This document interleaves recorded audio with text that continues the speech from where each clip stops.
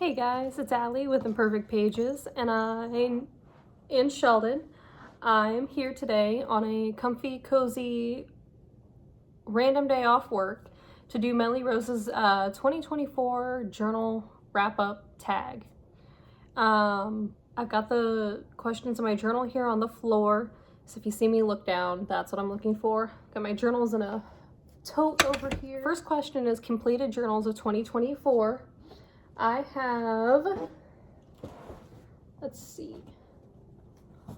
1, 2, 3, 4, 5, 6, 7, 8. Let's see if I can fit them in both hands. 8 journals completed in technically 7, one of them was abandoned. 7 journals completed in 2024. Here's Luna in the corner. She's got to check it out. But these are my journals from the year. So I'll set these down and we'll go into each one of them.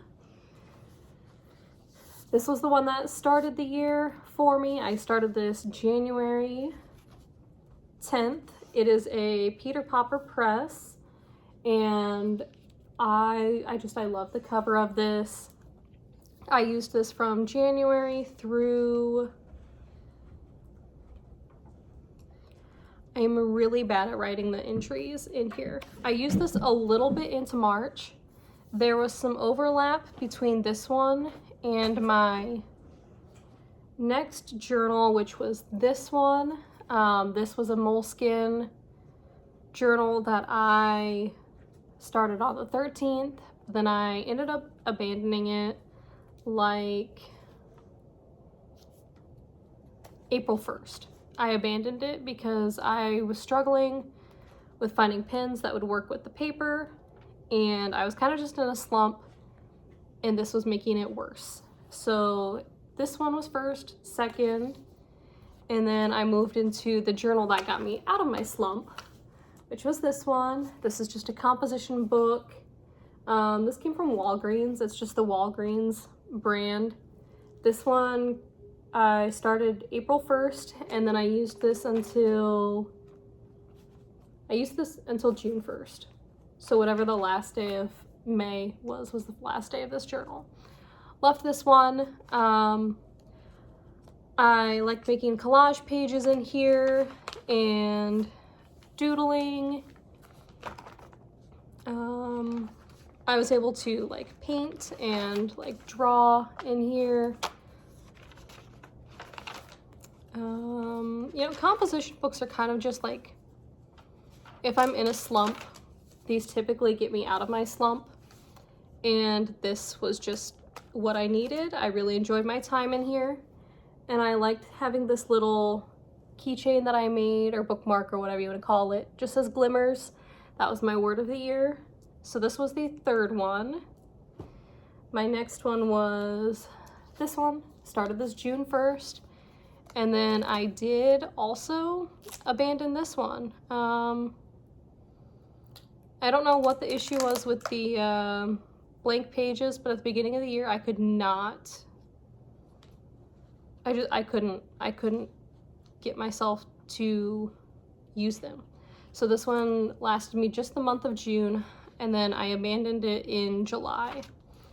I think I got like 3 days into July, and then started decorating pages, and then I just couldn't work with it anymore, which is fine. I'm not someone who's going to push myself to use a journal if it's making me go into a journal slump. If I am gravitating towards a different journal, then I just jump into it. I can always come back to this and fill in the rest of these pages later if I'm ever drawn back to it. So that was journal 4. And then again, to get me out of my slump, moved back into a composition notebook. This one lasted me July, and then up until August 25th. I went on a weekend trip to Chicago with my partner, and that pretty much used up the rest of my pages in here. So I didn't quite make it all the way through August. I had just a few days that went into my next journal. I'm not going to open this up because I've already got it tied with ribbon. My cat is going to get into these blinds back here. But I love that I sticker bombed the back cover and then kept the front pretty simple because I love these robots that are on here. So this was 5. Then my next one was this journal from Barnes & Noble. It is, I don't know what the brand is, but this is the tag with the little barcode in it. And this journal cover has pressed flowers, and it has like a linen cloth material cover. Really, really liked this one. Used it from August 26th through September 30th. So this one lasted me up until the month of October. And I filled this like to the brim. I think I have, oh no, I used every single page in here. Yeah, I used every page. And this one was a good time. I didn't do a lot of art necessarily, but I used a lot of washi tape, used my markers for a lot because these pages held marker really well. The pages were nice. I don't know, I really loved this one. This one was a good time. So that was journal 6. Then I moved to this one for the month of October, and this one put me in a really bad slump. I got halfway through the month and then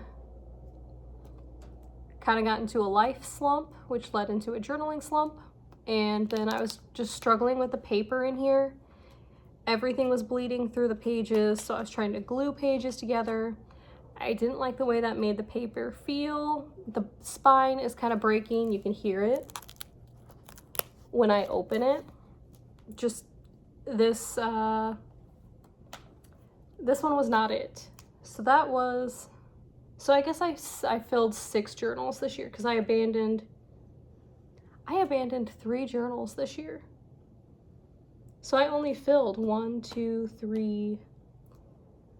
Okay, I filled 4 technically. Abandoned 3.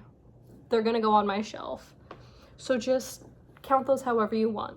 But then my final journal of the year was this one. It's just a Moleskine with blank pages in it.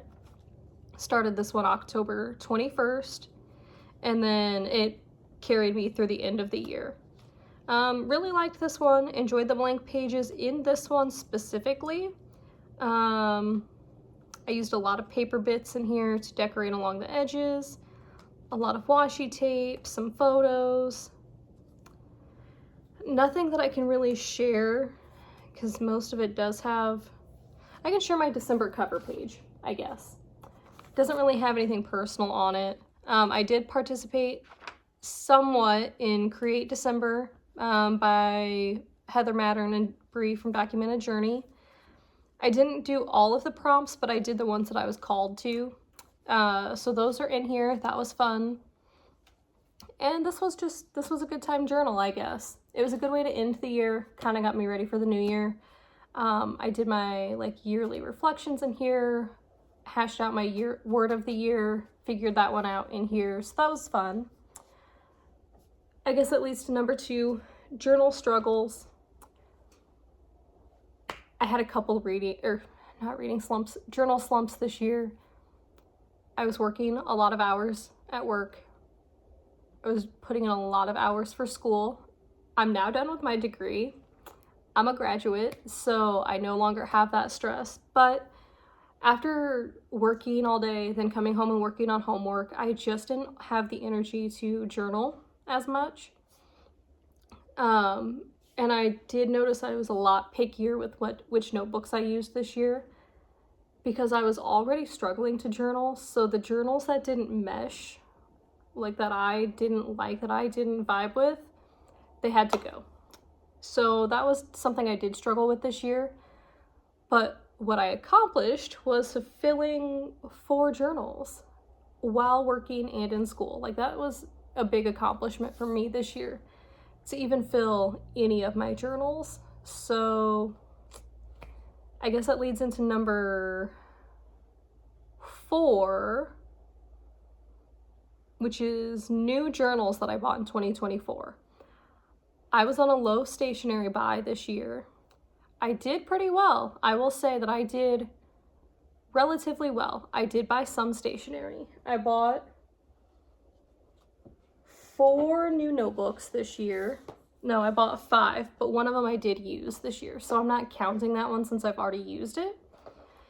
These 2 are from the dollar store. They're little spiral sketchbooks. I bought those. This one I technically didn't buy. I got it for free at the local like metaphysical shop that I go to. I had spent money on other stuff for a couple years, so I had rewards to redeem. I got this journal. It was supposed to be $8, but I got it for free. And then I just picked up this journal back in November when I accepted my new job. I let myself buy a journal as a treat. So I got this one from Michaels. It just says Big Ideas with alligators on it. Thought it was cute. It was $5. So I didn't even spend that much money on journals this year. I did receive a few as gifts, but I don't count those because I didn't buy them. So I'm gonna try to continue to do the low buy to no buy stationery this year. No buy is not practical for me, but being more mindful of my purchases and striving for a low buy year does feel more manageable. At least for now. My budget is still pretty tight because I am still working less hours than full-time, but it's getting better. So until my hours get more consistent, I'm on a budget anyway, and stationery unfortunately does not fit into that budget very well. But we'll see. As the year goes on, I'm not going to be as rigid on myself this year as I was last year. One of the lessons that I learned in 2024 is that I do still have to treat myself to stuff occasionally. A no-buy year was not practical for me. Especially when it came to, I wanted to treat myself around my birthday, around the holidays. I wanted to get a few things. Or like when I had accomplishments in my life, I wanted to be able to treat myself. And because I told myself I was going to have a no-buy year, I had like an internal struggle. So the one thing I learned this year is I do have to reward myself for working hard. And, you know, if I want to buy a new pack of pens because I got a new job, or because I did really well on a paper, or because I had a particularly rough doctor's appointment or something, and I want to get a new pack of pens to help me feel better, I need to allow myself to do that. That way I don't feel like I'm working all the time without any sort of reward. If that makes any sense. I don't know. But for 2025, I do want to allow myself to buy a few things while still being mindful of what I'm purchasing. I would like to get a new fountain pen this year and like an actual bottle of ink instead of just ink samples. That's something I would like to do in 2025. This year I would also like to fill a sketchbook.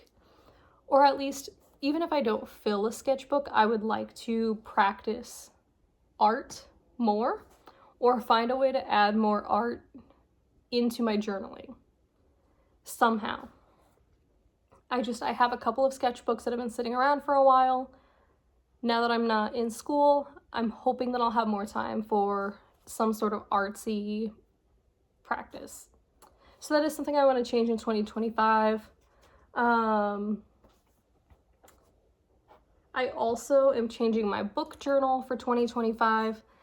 Last year I had way too many spreads, trackers, lists, this, that, the other. This year I'm keeping it very simple. I have made myself a list of goals. I've written down a few books that I want to read in 2025, but not nearly what I had set as my goal last year. And then as I read, I'm just going to write the books on this page. I'm not going to be super rigid with it. Like, I want it to be a very simple, easy reading journal that I can turn to when I just have 5 minutes. So that's another thing I want to change in 2025. And yeah, I guess that wraps up the journal tag. Thank you, Melly, for doing the tag. It's always fun to kind of reflect on the year and see what I filled up, see what I want to change going into the new year, and kind of get a rough idea of how 2024 went and what I want to do for 2025. So yeah, I guess I will catch you guys in the next video. Bye.